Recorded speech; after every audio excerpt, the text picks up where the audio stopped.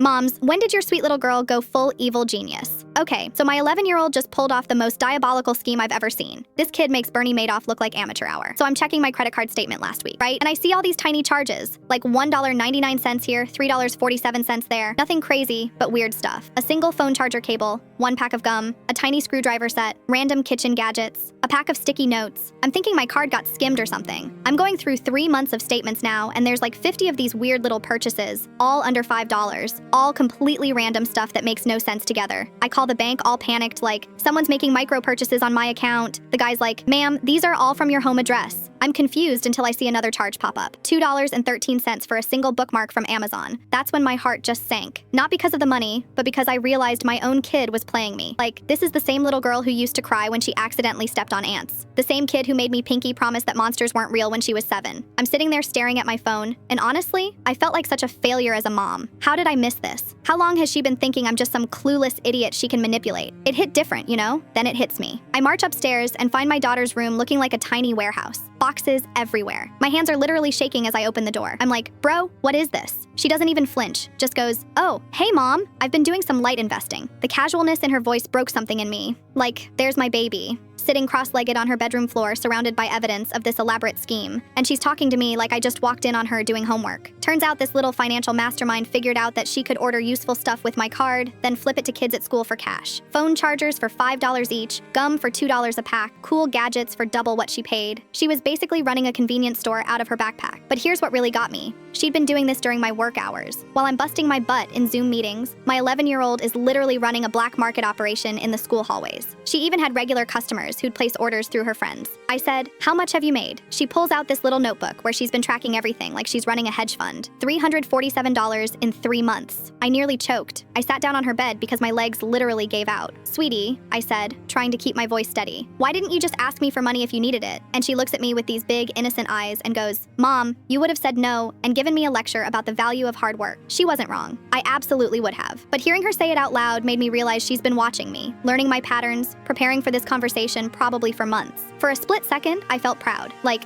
genuinely proud that my kid is smart enough to figure this out. Then the mom guilt hit me like a truck. What kind of parent am I that my child feels like she needs to steal from me to feel secure? She goes, I call it my independence fund. When I turn 18, I'm buying a car. The confidence, y'all. She had backup plans and spreadsheets. I found a folder on her laptop labeled Mom's Financial Blind Spots. I just stood there feeling like I was looking at a stranger. This wasn't my sweet little girl anymore. This was someone who studied me, found my weaknesses, and exploited them. Part of me was terrified about what she'd become, but another part of me was genuinely impressed by her ambition. The worst part, I kind of respect the hustle. This kid's going places, probably federal prison, but places.